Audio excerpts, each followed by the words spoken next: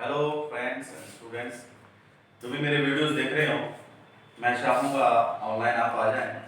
Live session चल रहा है, बड़ी धमाकेदार न्यूज़ है आपके लिए, बड़ी राहत देगी इस लॉकडाउन के अंदर। लॉकडाउन लगते ही बड़ी ही परेशानियां बच्चों को भुगतनी पड़ी, तो सरकार ने, गवर्नमेंट ने हमारे ने कुछ सुझाव दिया है। आज के न्यूज़पेपर में जो इन्फॉर्मेशन हमारे पास आई है, मैं चाहूँगा आपके साथ साझा करूँ उस इन्फॉर्मेशन को। खासकर 9th और 10th क्लास के स्टूडेंट्स के लिए बहुत ही इंपॉर्टेंट ये न्यूज़ है।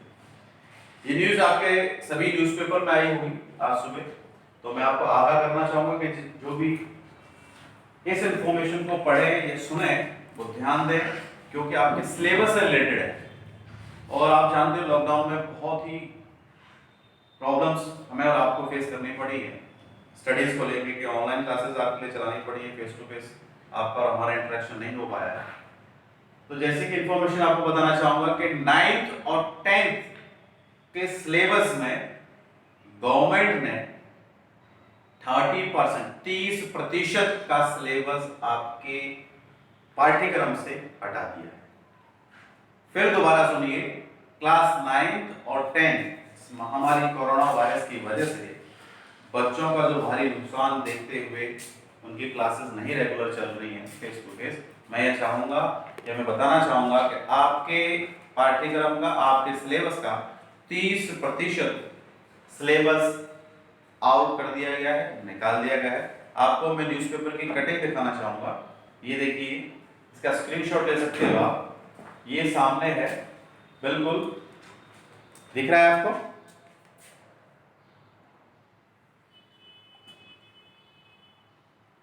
दिख रही है? ये स्क्रीनशॉट आप ले लेना इसका। ये न्यूज़पेपर में है, दैनिक जागरण सभी में है, सभी न्यूज़पेपर्स में है। ये मैं इसको पढ़ के बता देता हूं आपके लिए। देखिए, सीबीएसई का 9वीं से 12वीं का पाठ्यक्रम 30% कम हुआ।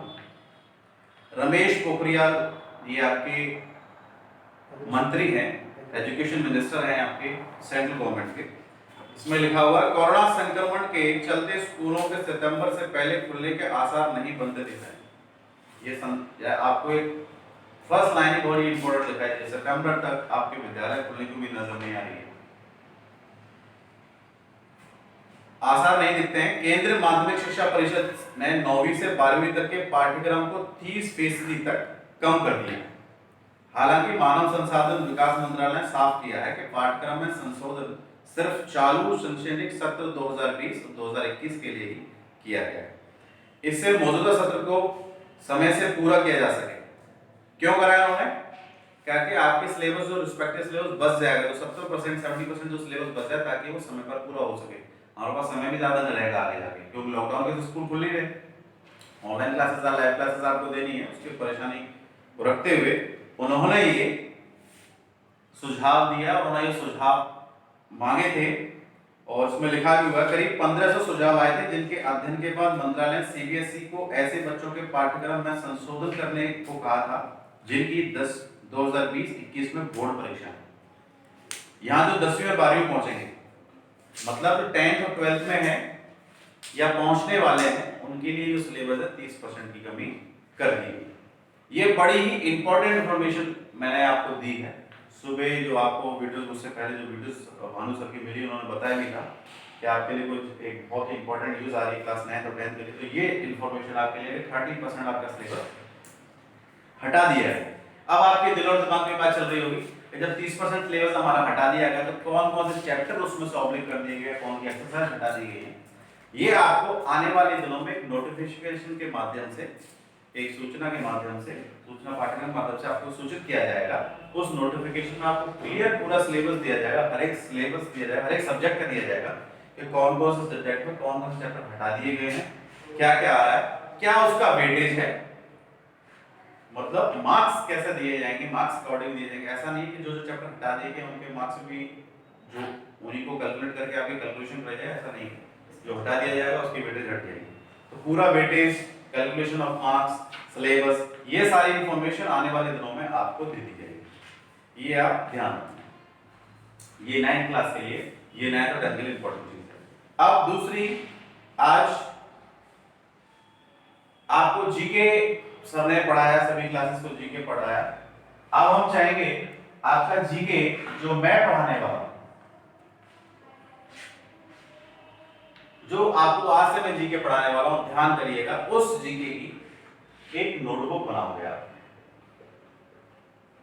अर्थात कॉपी, एक हिंदी वाली नोटबुक आप सभी बच्चे बनाओगे। तकरीबन उसमें 10,000 क्वेश्चन आपको हम कराएंगे। ये वेडनेसडे और सैटरडे को क्लास चला करेंगे जीके की स्पेशली।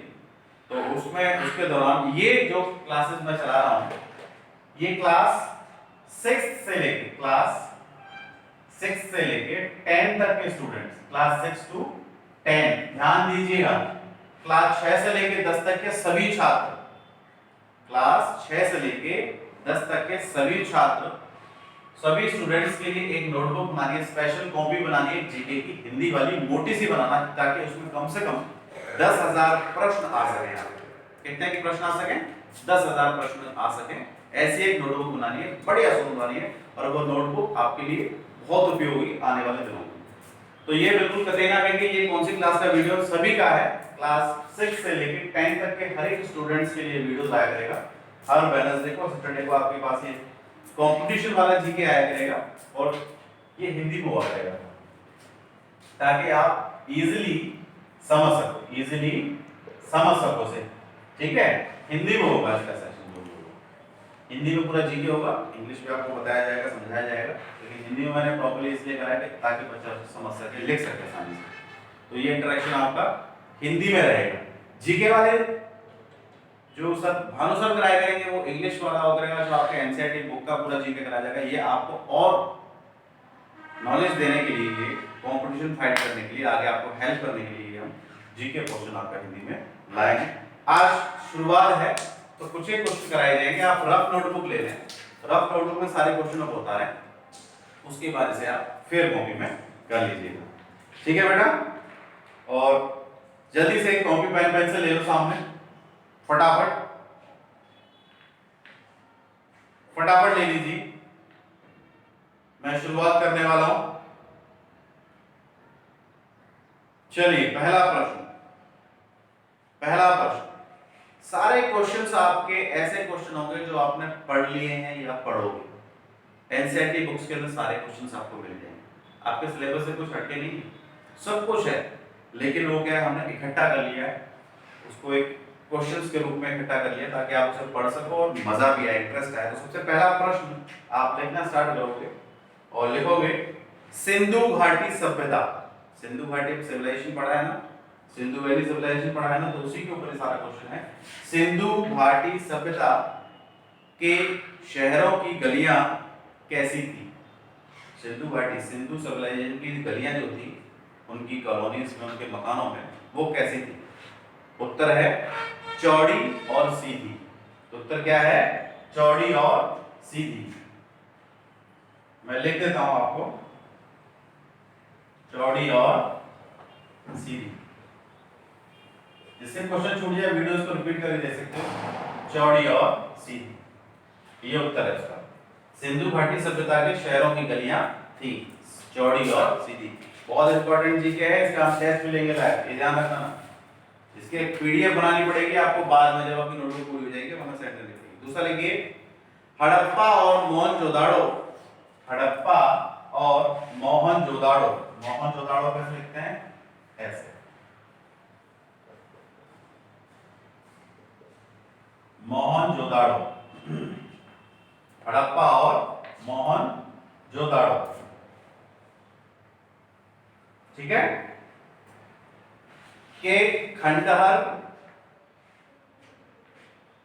निम्नलिखित में से किस नदी के तट पर पाए जाते हैं? हड़प्पा और मोहनजोदाड़ो के खंडहर किस नदी के किनारे पाए जाते हैं? ऐसे लिखो, सिंपल सी बात है। हड़प्पा और मोहनजोदाड़ो के खंडहर किस नदी के किनारे पाए जाते हैं? तो बहुत सिंपल सा क्वेश्चन है, दो ही नदी बड़ी फेमस थी वहां, कौन सी थी बताओ? रावी और कौन सी थी? सिंधी। रवि और सिंधी, जैसे सिंधु सभ्यता से कहला गया, सिंधु लिखो चाहे, सिंधु। हिंदी में ऐसे लिखोगे रावी और सिंधु, ये लिख लीजिए, रावी और सिंधु। आगे लिखिए,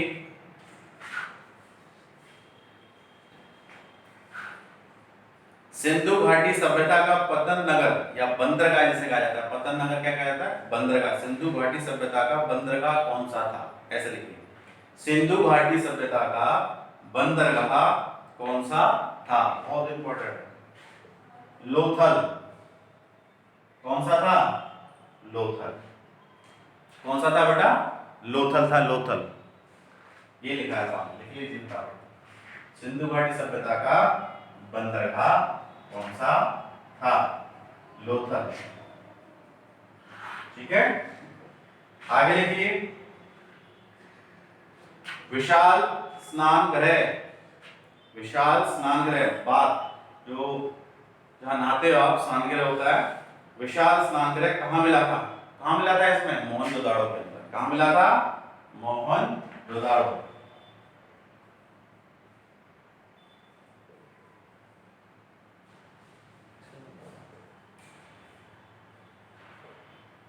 मोहनजोदाड़ो, ठीक है।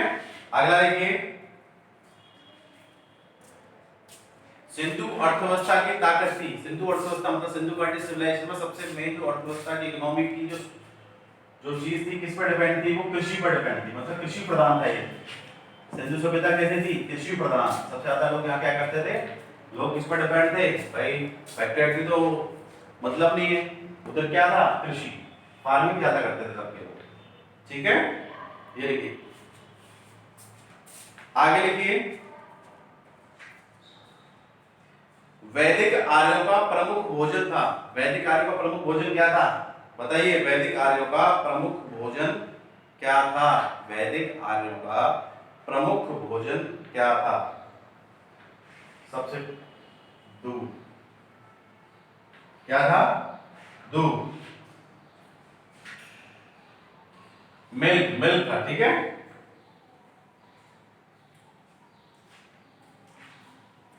अच्छा, बहुत इंपॉर्टेंट क्वेश्चन, बहुत ही मजेदार क्वेश्चन, आपको आता होगा। मनुष्य द्वारा सबसे पहले प्रयोग में लाए जाने वाला अन्न कौन सा था, बताइए। मनुष्य, मानव ने सबसे पहले किस अन्न को ग्रहण करा था, बताइए, बताओ, जौ। क्या था, जौ था सबसे पहले।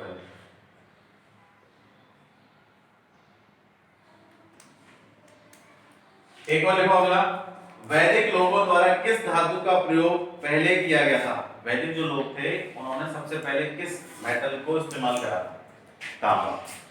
सबसे पहले किसे करा था, तांबे को सबसे पहले वैदिक लोगों ने सबसे पहले इस्तेमाल करा था, तांबा मेटल। तांबा आप समझते हो, बड़ा ही अच्छी चीज है, बड़ा ही शुद्ध मेटल है। इसमें आप पानी भर के अगर रख लेते हो शाम रात को, सुबह पीते हो, तो आपके स्टेमिना को भी बढ़ाता है और आपकी इम्यूनिटी सिस्टम को आपको बढ़ाएगा, तो ये बड़ा इंपॉर्टेंट है। आप तांबे में अगर पानी पीते हो, बड़ा ही अच्छा है। आगे लिखिए, वैद शब्द का अर्थ क्या है, वैद, वैद शब्द का अर्थ क्या होता है, वैद का मतलब क्या होता है, ज्ञान। क्या होता है, ज्ञान। वैद शब्द का अर्थ है ज्ञान। अच्छा, एक और, प्रसिद्ध गायत्री मंत्र कहां से लिया गया है, एक प्रश्न कई बार हमने पूछा आपसे, गायत्री मंत्र जो मंत्र है वो किस वेद से लिया गया है, बताइए, किससे लिया गया है, ऋग्वेद से। किससे लिया गया है, ऋग्वेद से। आप लिखोगे गायत्री मंत्र किस वेद से लिया गया है, ऋग्वेद से। अगला प्रश्न, गौतम बुद्ध का जन्म कहां हुआ था, गौतम बुद्ध का जन्म कहां हुआ था, गौतम बुद्ध का जन्म कहां हुआ था, लुम्बिनी। किस जगह हुआ था, लुम्बिनी के अंदर। गौतम बुद्ध का जन्म कहां हुआ था बेटा, लुम्बिनी के अंदर। तो गौतम बुद्ध के नाम के पीछे बुद्ध जुड़ा हुआ है, देख रहे हो आप? बुद्ध।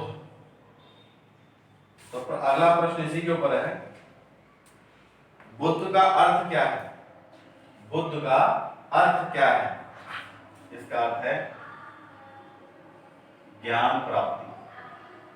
गौतम बुद्ध का जन्म लुम्बिनी में हुआ था और बुद्ध शब्द का अर्थ क्या है? इसका मतलब है ज्ञान प्राप्ति।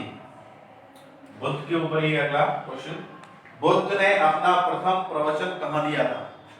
बुद्ध ने अपना प्रथम प्रवचन कहाँ दिया था? सारनाथ। कहाँ दिया था? सारनाथ में दिया था। अगला, महावीर कौन थे?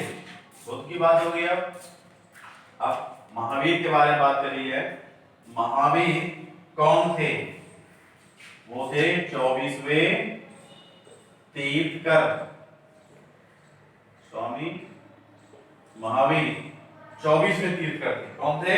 24वें तीर्थकर थे।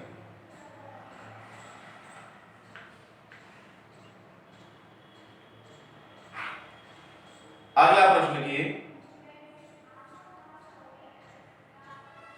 भारत में जैन धर्म का संस्थापक कौन था? भारत में जैन धर्म का संस्थापक कौन था? बताइए। अरे भैया, महावीर। जैन धर्म किसका था? महावीर। यही इसके संस्थापक।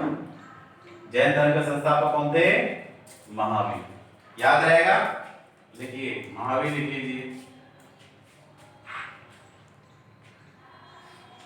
अगला प्रश्न लिखिए, जैन साहित्य को लिखिए, जैन साहित्य को क्या कहते हैं? जैन साहित्य को क्या कहते हैं? जैन साहित्य को कहते हैं अंग पाठ। क्या कहते हैं? अंग। जैन साहित्य को क्या कहते हैं? अंग कहते हैं।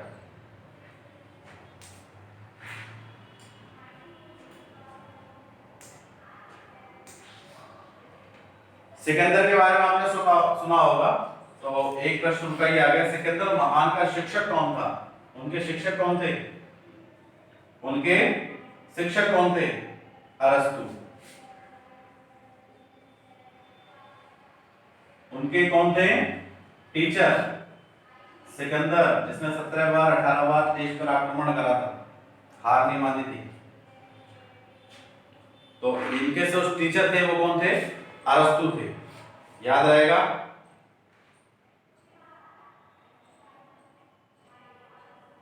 आगे लिखिए,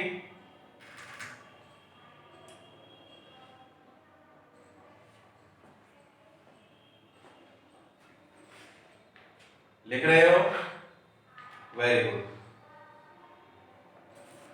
आगे लिखिए, उस राज्य का नाम बताइए, उस राज्य का नाम बताइए जिसने पहली बार युद्ध में हाथियों का इस्तेमाल किया। उस राज्य का नाम बताइए जिसने पहली बार युद्ध में हाथियों का इस्तेमाल किया। लड़ाइयों में हाथियों का इस्तेमाल बहुत होता था, अब तो टैंक वगैरह टेक्नोलॉजी आ गई। तो कौन सा राज्य था? वो था मगध। वो कौन सा था राज्य? मगध राज्य। वो कौन सा राज्य था बेटा? मगध राज्य। याद रहेगा? Very good. अगला देखिए, इतिहास का जनक किसे कहा जाता है? इतिहास, हिस्ट्री का जनक किसे कहा जाता है? हिस्ट्री का जनक किसे कहते हैं? बताइए जल्दी से।